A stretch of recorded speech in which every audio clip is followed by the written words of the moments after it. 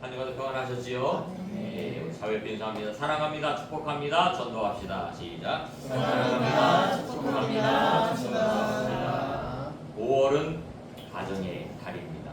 가정의 달을 맞이해서 우리가 말씀을 전하고 있습니다. 첫 번째 주일은 어린이 주일로 예배를 드렸고, 두 번째 주일은 어버이 주일로 예배를 드렸고, 오늘은 세 번째 주일로 스승의 주일로 예배를 드립니다. 5월달이 5주가 있는 달이 있고 5주가 있는 해가 있고 4주가 있는 해가 있어요. 여기 스승의 주일은 5주가 있으면 들어가고 5주가 없으면 빠집니다. 왜냐하면 세 번째 주일은 부부주일로 지키게 되어지고 마지막 네 번째 주일은 가정축복주일로 지키게 되어지죠. 그래서 올해에는 5주가 있기 때문에 세 번째 주일 스승의 주일로 지키고 있습니다. 여러분들 학교 다닐 때 스승의 은혜라는 노래 많이 해보셨죠? 요즘도 합니까? 네. 해봅시다. 스승의 은혜 한번 해볼게요. PPT가 있으니까. 자, 지혜가 크게 한번 해보세요. 가사를 불러요. 가사 이거 띄워놨어. 시작. 스승의 은혜는 하늘 같아서 우러러볼수록 높아만 지네. 참되거라 바르거라 가르쳐 주신 스승은 마음의 어버이시라. 고마워라 스승의 사랑. 보답하리 스승의 은혜. 2절은 한번 읽어볼게요. 시작. 태산같이 무거운 스승의 사랑, 떠나가면 잊기 쉬운 스승의 은혜, 어디 간들 언제인들 있사오리까 마음을 길러주신 스승의 은혜. 3절입니다. 시작. 바다보다 더 깊은 스승의 사랑, 갚을 길은 오직 하나 살아 생전에, 가르치신 그 교훈 마음에 새겨 나라 위에 혈에 위에 일하오리다. 고마워라 스승의 사랑. 보답하리 스승의 은혜.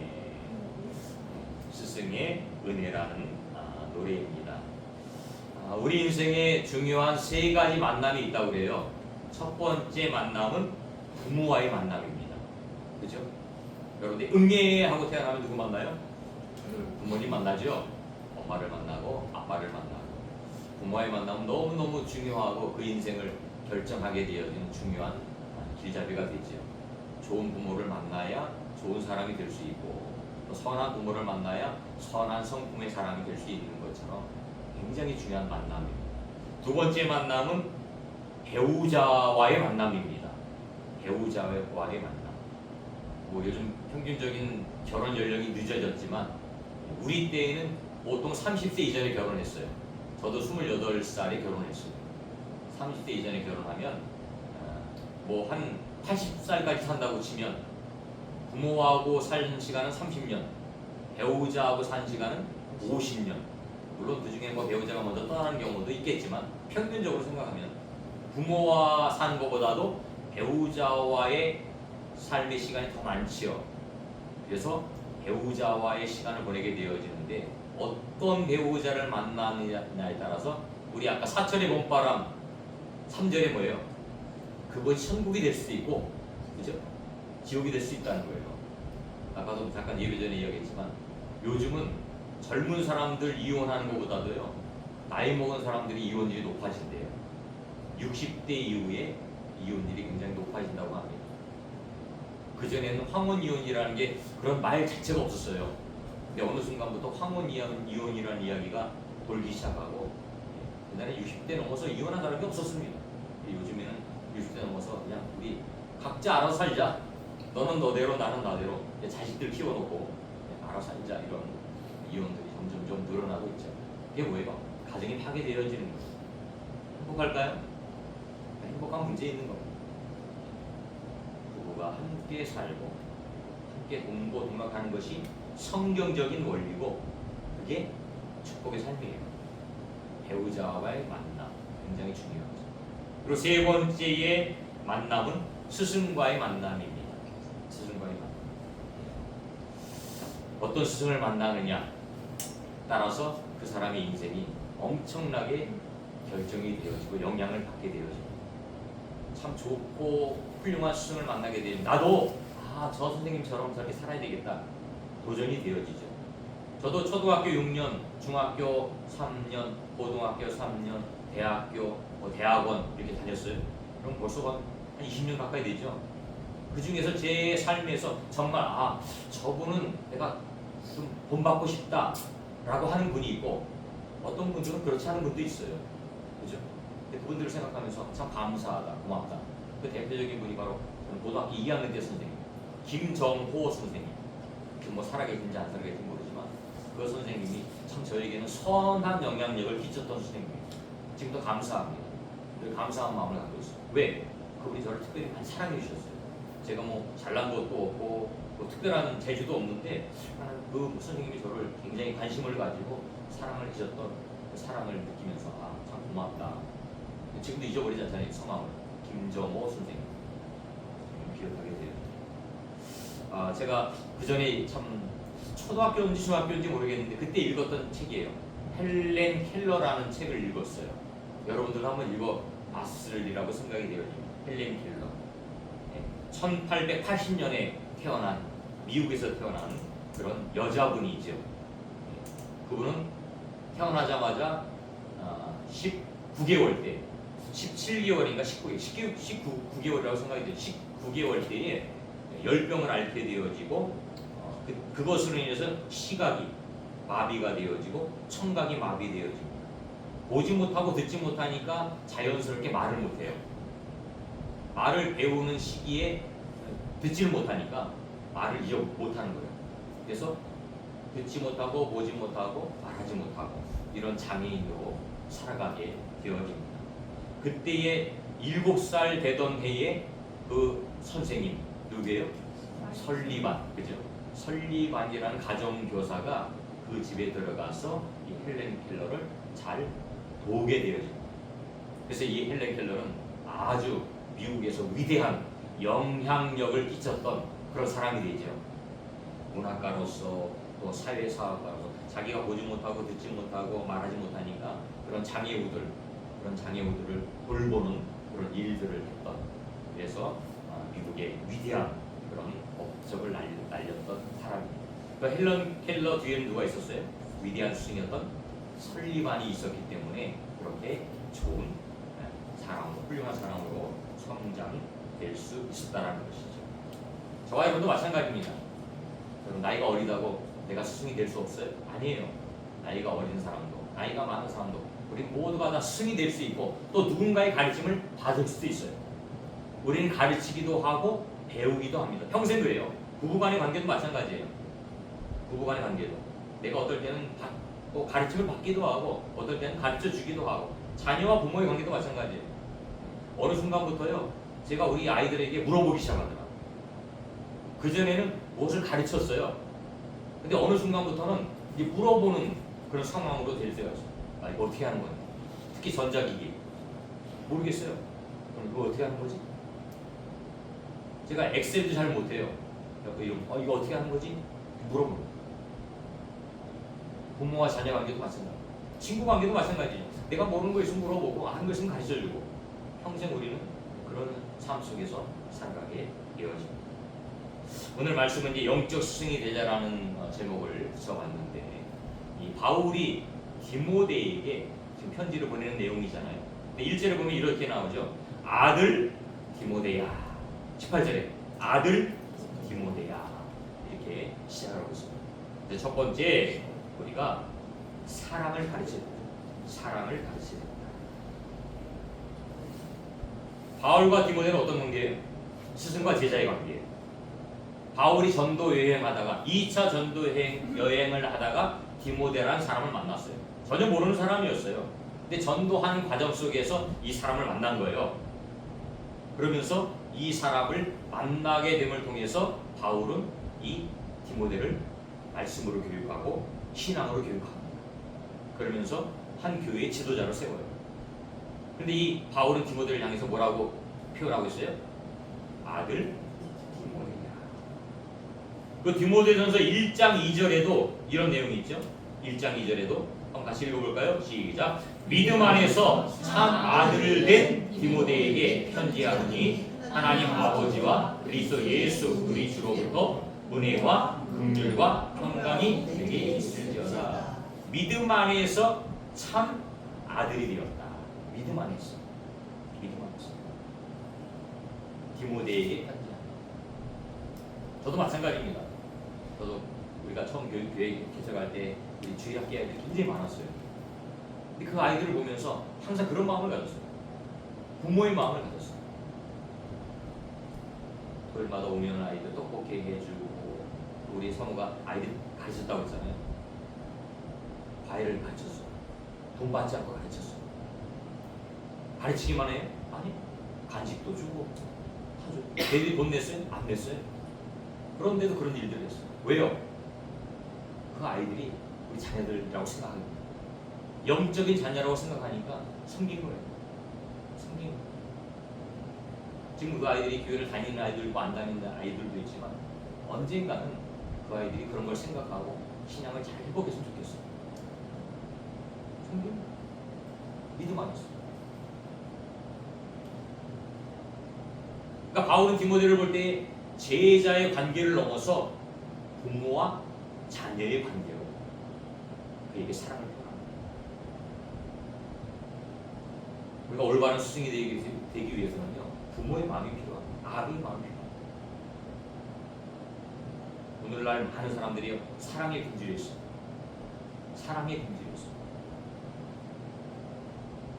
이 시대에 절대적으로 필요한 게 뭐예요? 사랑. 사랑이 뭐예요? 학교 교육이든지 가정 교육이든지 신앙 교육이든지 가장 선행이 되어야 될 게 바로 사랑입니다. 그래서 고린도전서 13장에 보니까 사랑은 쭉 나오죠. 사랑은 천사의 말을 하고 바람의 방을 내도 아무 소용없어요. 사랑이 없으면 아무 소용없다.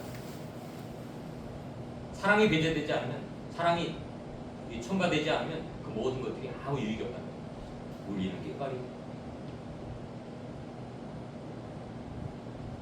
사랑이 절대적으로 필요해요. 그래서 사도 바울은 고린도서 4장 15절에 이런 말씀을 해요. 그리스도 안에서 1만 스승이 있으되 아비는 많지 아니하니 그리스도 예수 안에서 복음으로써 내가 너희를 낳았으니라. 복음으로써, 말씀으로써 너를. 바울은 해산의 수고를 통해서 자녀를 낳은 심정으로 제자를 양육했다. 사랑으로.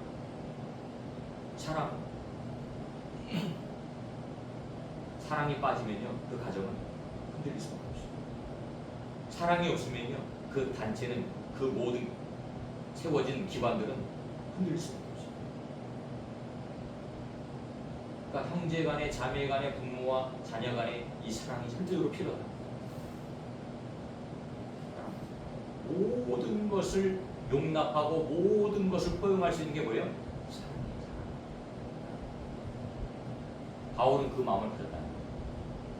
아들 디모데야.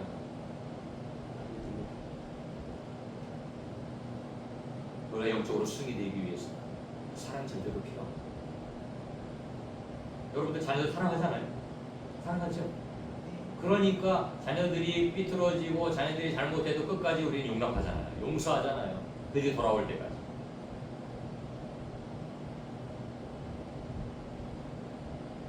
제가 가끔 간증하는 우리 친구가 있는데, 우리 고등학교 동창이에요. 근데 완전히 개차반이에요. 깡패. 학교에 오는 친구들 때리고 담배 냄새 푹 불러. 근데 이 친구는요, 그 엄마가 권사님이에요. 권사님. 시장에서 대야놓고, 옛날에 대야놓고 파는 거 있잖아요. 물건 떼다가 파는 거. 가게 자리도 못 해서 그냥 어디 뭐 야채 시장 같은 데서 뛰어다가 팔고 막 이런 행상하는 거예요. 행상. 그러면서 자녀를 키웠어요. 근데 이 얘는 완전히 깡패. 형이 있고 누나가 있는데 막내인데 학교 다니다가 잘렸어. 그 학교에다가 사람을 때려 잘렸어. 다른 학교 전화를 했어. 그 정도가 안 돼요. 근데 그 어머니는요, 그 자녀를 위해서 이렇게 기도했어. 늘 기도했어. 행사 끝나고 나면 교회 가서 기도, 새벽에 나와서 기도, 기도했어. 근데 어느 순간에 그 어머니가 이제 저랑 같은 교회 다녔던 거예요. 근데 그 아들은 깡패였고, 근데 어느 순간에 그 아들이 나타난 거예요, 그 교회에. 나는 그 아들이 그 엄마의 아들인지 몰랐어요. 몰랐어요. 어느 순간 나타났어. 속으로 깜짝 놀랐어. 저게 왜 왔지? 교회 올라온 게 아닌데, 네? 깡패였다니까요. 때리고, 나쁜 짓 하고, 깡패였어. 성미가 왔지. 제가 이제 말을 순화해서 이렇게 한 거지만, 삐디비가 왜였지? 이렇게 속으로, 마음속으로 생각하는 거예요. 나중에 알고 보니까, 얘가 하나님 만나. 하나님을 만난 거예요. 그리고서 완전히 변화되죠. 그리고 신학교 가겠다고 그럴 때였어요. 나중에 이제 간증을 들었어요. 간증을 듣다 보니까 그 어머님이 끊임없이 그를 위해서, 걔를 위해서 기도하고 그 열매가 바로 그 아들이 나타난 거예요. 자기 마음을, 심지어는 마약까지 했어요. 이제 갈 때까지 다 한 거예요. 그 교통사고가 나고 그런 상황 가운데서 하나님이 살려주시고, 이게 하나님이 살려주셨구나, 이걸 깨달은 거예요. 그러면서 그 다음부터는 내 인생을 하나님께 드린다고 생각하고 고백하고 결단하고 목사가 돼야 되겠다. 지금 목사가 됐어요. 지금 무슨 일을 하냐면 마약 퇴치 운동을 해요. 자기가 교도소 출신이잖아요. 교도소 다니면서 마약했던 사람들에게 나도 이런 삶을 살았는데 지금은 하나님 만나서 내가 완전히 변화되었다, 이런 일들을 하는 거예요. 근데 저는 그 친구를 항상 생각하면서 누굴 생각하느냐? 그 친구의 엄마를 생각해요. 그 친구의 엄마의 기도 때문에 그 친구는 지금 그런 삶을 살고 있는 거예요. 변화된 삶. 만약에 그렇지 않았으면 어떻게 살까요? 그냥 마약하다가 죽었겠죠. 인간극장에서 옛날에 나왔어요. 군대 갔다가 휴가 나왔는데요, 자기가 손가락을 잘랐어요. 왜? 복귀 안 하려고. 그 정도로 약간 독한 놈이에요. 인간극장에 나왔어요. 찾아보면 나올 거예요. 지금은 변화돼서 목사가 됐다. 그 어머니의 사랑 때문에. 그 형은 교회 장로가 되고,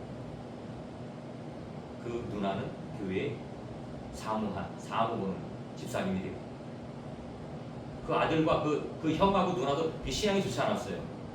근데 그 어머니의 그 눈물 어린 기도의 덕분, 열매. 그 열매를 지금 자녀들이 취하고, 그게 사랑입니다. 그 사랑을 위해서 그 가정은 변화되었어요. 대단하죠? 여러분들 그런 사랑을 가지고 자녀들을 위해서 헌신하라. 바울이 디모데를 향해서 아들 디모데야 이렇게 말했던 거죠. 여러분도 마찬가지입니다. 아비의 심정을 가지고 울며 씨를 뿌리는 자는 기쁨으로 단을 거둔다고 해서 시편 126편에 나와 있습니다. 울며 씨를 뿌리러 나가는 자는 반드시 기쁨을 가지고 그 곡식단을 가지고 씨를 뿌릴 때는 어렵지요. 얼마나 힘들어요. 생각해 보세요. 새벽에 나가서 일하고 장사하고 그리고 밤에 들어와서 피곤한데 그 자녀를 위해서 눈물을 흘리면서 기도하잖아요. 그랬더니 어떻게 됐어요? 단을 거두잖아요. 기쁨으로 단을 거두잖아요. 그 형은 장로가 됐는데요, 그 교회에서 수석 장로가 되고 청소 용역을 해요. 청소 용역. 돈 엄청 많아요. 엄청 많아요. 그 교회에서 가장 많이 하는 분 중에 하나로. situation. 이 아주 이 친구도 마찬가지입니다. 깡패 가면은 돼서 하나님 말씀을 전하는 주의 일부. 두 번째로는 자 말씀을 가르쳐야 된다는 거예요. 자 18절 중반부터 봅니다. 내가 내게 이 교훈으로서 명하노니 전에 너를 지도한 이유를 따라 그것으로 선한 싸움을 싸우며 라고 기록하고 있습니다. 바울의 믿음이 아들인 디모데에게 지도한 내용이 뭐예요? 예언의 말씀, 교훈, 예언 이거를 지킵니다. 요한계시록 22장 18절 19절에 보면 내가 이 두루마리의 예언의 말씀을 듣는 모든 사람에게 증언하노니 만일 누구든지 이것들 외에 더하면 하나님이 이 두루마리에 기록된 재앙들을 그에게 더하실 것이요 만일 누구든지 이 두루마리의 예언의 말씀에서 제하여 버리면 하나님이 이 두루마리에 기록된 생명나무와 및 거룩한 성에 참여함을 제하여 버리시리라 이렇게 말씀하고 있습니다. 예언이 뭐예요? 예언은 하나님 말씀, 살아계신 하나님 말씀, 그 말씀이 생명이다. 하나님 말씀을 더하거나 빼거나 하면 안 된다. 그런 자는 천국에 들어갈 수 없다. 이단들이 뭐예요? 하나님 말씀 더하거나 빼는 자들이 이단들이에요. 그렇죠? 이 하나님이 찾으시는 진정한 교사는요, 하나님의 생명의 말씀을 바로 전하는 사람이 됩니다. 말씀을 전하기 위해서는 선한 싸움을 쌓아야 됩니다. 선한 싸움. 영적인 싸움이에요. 육적인 싸움이 아니에요. 세상의 학문이나 철학 이런 것들을 가르치는 것이 아니고 바울이 전한 것은 오직 예수 그리스도의 복음이에요. 말씀이에요. 말씀. 내가 복음으로써 너를 낳았다라고 고백합니다. 고린도서 4장 15절에 보니까 그리스도 안에서 일만 스승이 있으되 아버지는 많지 아니하니 그리스도 예수 안에서 내가 복음으로써 너희를 낳았습니다.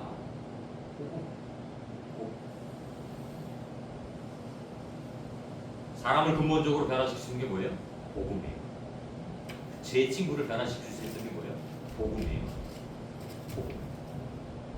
예수 그리스도의 복음이 들어가니까요, 그 깡패가 변화돼요. 말씀이 들어가니까요, 사람이 변화돼요. 우리의 영적 특성이 돼요. 우리 자녀들도 마찬가지입니다. 우리 자녀들을 위해서 기도하는 거예요. 하나님, 복음으로 세워지게 하소서. 말씀으로 세워지게 하소서. 그럼 하나님이 하셔요. 하나님 역사하신다는 거예요. 하나님 일하신다는 거예요. 내 힘으로 내 능력으로 안 되지만 하나님은 말씀을 통해서 변화시키죠. 그래서 디모데후서 3장 16절 17절에 이렇게 기록합니다. 모든 성경은 하나님의 감동으로 된 것으로 교훈과 책망과 바르게 함과 의로 교육하기에 유익하니 이는 하나님의 사람으로 온전케 하며 모든 선한 일을 행하기에 온전케 하려 함이라. 오직 진리의 말씀이 성경만이 온전케 한다. 사람으로서의 참다운 삶을 살게 한다는 거예요. 그래서 우리 자녀들에게 말씀을 가르쳐야 돼요. 말씀을 가르쳐야 돼요. 예배를 가르쳐야 돼요. 기도를 가르쳐야 돼요. 헌신을 가르쳐야 돼요. 우리가 한번 생각해 봐야 됩니다. 그래도 자녀들을 위해서 말씀을 가르치고 말씀을 가르치고 마지막으로 세 번째는 19절 말씀입니다. 같이 읽어볼까요? 시작. 믿음과 착한 양심을 가지라. 어떤 이들은 이 양심을 버렸고 그 믿음에 관하여는 하선하였느니라. 믿음과 착한 양심을 가르쳐야 된다. 근데 믿음을 버리고 양심을 버리는 사람들이 있어요. 20절에 보니까 그 가운데 후메네오와 알렉산더가 있으니 내가 사탄에게 내준 것은 그들로 훈계를 받아 신성을 모독하지 못하게 하려 아니라.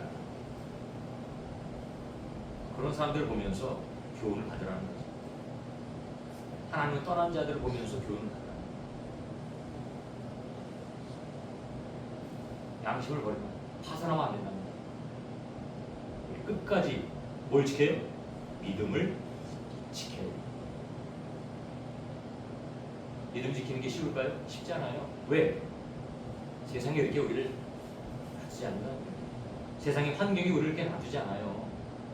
아까도 얘기했지만 뭐 노년의 이혼이 늘어나고 또뭐 자녀들의 관계가 깨어지고 형제 간의 관계가 깨어지고 부모와 자녀의 관계가 깨어지고 이런 것들 누가 하는 거예요? 사단이 하는 거예요. 사단이 역사하는 거예요. 사단이 그들의 마음을 주장해서 그들의 마음 가운데 들어가서 이렇게 만드는 거예요. 내 배우자가 교회를 못 가게 한다. 내 배우자가 막 힘들게 만든다. 그 배우자가 나쁜 사람이 아니고요. 그 배우자의 역사는 사단이 그렇게 만드는 거예요. 근데 그 믿음 끝까지 지켜나가면 그게 결코 쉬운 일이 아니에요. 하지만 믿음은 모든 것을 이길 수 있어요. 극복할 수 있어요. 요한일서 5장 4절에 보니까 무릇 하나님께로부터 난 자마다 세상을 이기느니라. 세상을 이김은 이것이니 우리의 믿음이라. 믿음이 이기네. 믿음이 이기네. 주 예수를 믿음이 온 세상 이기네. 믿음이 이깁니다. 믿음은 이길 수 있어요. 믿음을 가르쳐야 됩니다. 신명기 27장 28절에 보면 축복이라고 그랬죠. 축복과 저주라고 그랬죠. 그 말씀에 보면 이런 말씀이 나와요. 들어가도 복을 받고 나가도 복을 받고 세계 민족 위에 뛰어난 자가 되게 하겠다. 누구에게? 믿음을 지키는 자, 믿음으로 순종하는 자. 여러분들이 그런 사람이 되고 싶지 않나요? 여러분 자녀가 그런 사람이 되기 원하지 않나요? 또 선한 양심을 가르쳐야 된다는 선한 양심. 베드로전서 3장 16절에 보니까 선한 양심을 가지라. 그리스도 안에 있는 너희의 선행을 욕하는 자들로 그 비방하는 일에 부끄러움을 당하게 합니다. 선한 양심. 눈에 보이지 않는다고 이 선한 양심을 팔아버리면요, 우리 그리스도인들이 좋은 거예요. 믿지 않는 사람들은요, 우리를 다 보고 있어요. 다 보고 있어요. 조그만 꼬투리가 있으면요, 야, 교회 다니는 사람이 왜 그러냐, 이렇게 욕해요. 결국은 하나님 욕하는 거죠. 그래서 우리가 참 바르게 산다는 게 쉽지 않은 거예요. 예수 믿음이 없어요. 저도 교회 봉고차에 십자가를 옛날에는 달고 다녔는데 지금 띄었어요. 교회 봉고차에 교육 저거도 있어요. 인천 통성교회 그 스티커 자석 저기 비상구 문에 붙여 있는 거잖아요. 붙였다가 띄었어요. 왜 띄었냐면 혹시라도 제가 잘못할 수 있죠. 차 운전하다가 잘못할 수도 있어요. 그죠? 그러면 안 믿는 사람들이 볼 때, 저거 교회 차인데, 그죠? 일말의 꼬투리가 될 수 있어요. 괜히 안 붙이면 모르잖아요, 교회 차인지. 제가 완벽하게 운전할 수 있어요? 그렇지 못하거든요. 때로는 신호 위반할 수도 있고 불법 유턴할 수도 있고 있단 말이에요. 근데 누군가가 보면 야, 저 교회 차인데 분명히 이제 지적거리가 될 수 있다. 그래서 에이, 안 붙이고 다니는 게 유익이 되겠다. 그래서 철문에다 딱 붙여줍니다. 필요하면 물론 붙이겠지만 진짜 그렇게 살아가는 게 쉽지 않다는 거예요. 선한 양심으로 살아가는 거 쉽지 않아요. 믿음을 지키면 살아가는 거 쉽지 않아요. 그런데 그렇게 살아가라는 거예요. 그럼 저는 그렇게 못 사니까 저도 못 사니까 여러분들 그렇게 살지 마세요. 그렇게 설교해요? 아니에요. 저는 하나님 말씀을 대언합니다. 제가 그렇게 살지 못해도 여러분들 그렇게 사세요라고 대언하는 거예요. 대신 말하는 거예요. 하나님이 말씀이 그거니까. 제가 못한다고 해서 말 안 하면 안 돼요. 요번에 이제 그 영성 대회 갔다 신임면 교육 갔다 오면서 목사님들이 같이 탔다고 하는데 그런 얘기가 나왔어요. 자기는 그런 걸 못해갖고 설교를 못한다는 거예요. 제가 그랬어요. 목사님, 그거는 목사님이 못한다고 설교를 안 하면 안 됩니다. 목사님이 그렇게 못 산다고 그렇게 안 하면 안 됩니다. 우리 하나님의 말씀을 대언하는 거지. 내가 그 말씀대로 다 살 수 있어요? 그러면 설교하지 말아야지. 저는 그거 잘못했다고 생각해요. 저는 그렇게 살지 못해도 하나님 말씀을 대언할 뿐이에요. 그리고 노력을 하는 거예요. 그렇게 살 수 있도록. 제가 완벽하게 지켜요? 613가지 계명 다 지킬 수 있어요? 천만의 말씀. 그럼 설교하지 말아요? 나 부모님에게 효도 못한다고 부모에게 효도하지 마세요 그래? 그러면 말하지 마요? 아니잖아요. 부모에게 효도하지 못하더라도 어버이 주일이면 부모에게 효도하라고 말하는 거예요. 왜? 하나님의 명령이니까. 효도하면 하나님 축복을 주겠다고 약속했으니까. 그렇죠? 우리 자녀에게도 마찬가지예요. 말하는 거예요. 하나님 말씀을 계명을 정하고 우리 영적으로 승을 세웠어요. 우리가 인생의 선배잖아요. 하나님이 영적인 승으로 세운 거예요. 근데 교훈 하나. 훌륭한 믿음의 일부로 살아가는 자녀들뿐만 아니라 주위에 있는 사람들에게 그런 영향력 있는 삶을 살라고. 마치 바울이 디모데를 향해서 그런 애정을 가지고 사랑을 가지고. 그러니까 잔소리하는 거 왜 잔소리하는 거예요? 사랑이 있으니까 잔소리하는 거죠. 애정이 있으니까 잔소리하는 거예요. 애정과 사랑이 없으면 잔소리할 필요 없어요.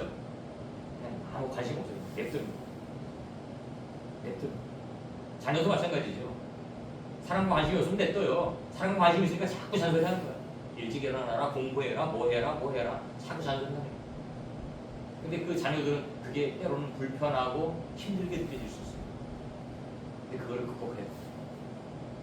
극복하는 거야. 그러면 언젠가 우리는 훌륭한 이 세상에 필요한 일꾼이 되어집니다. 나이가 어디 사도 마찬가지입니다. 우리 영적 수준이 될 수 있어요. 돼야 돼요. 디모데가 바울이 디모데를 향해서 교훈했던 것은 여러분들 그 교훈을 잘 받고 잘 전할 수 있는 영적인 위대한 스승이 될 수 있는 여러분들 되시기를 주님의 이름으로 축원합니다. 아멘. 아멘.